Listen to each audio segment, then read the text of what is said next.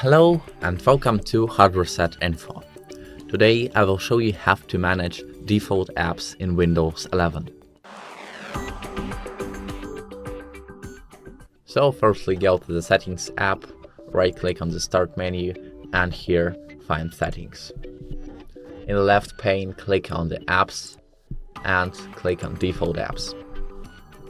You will see a list of applications that are used for opening some file types as default apps.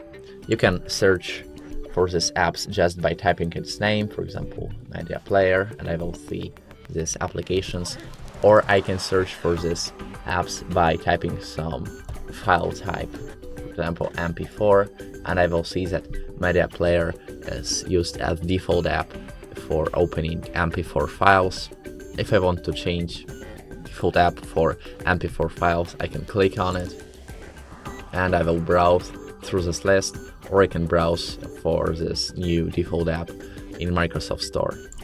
And if I click on some app in this unfiltered list, for example on Google, I will see all file types for which Google is used as default app, and I can, with the same process, change the default app for some file type.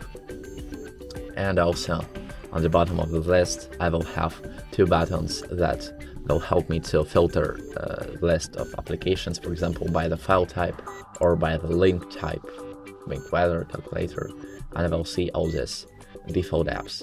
And you can also simply restore all the default apps to default by clicking Reset All Default Apps.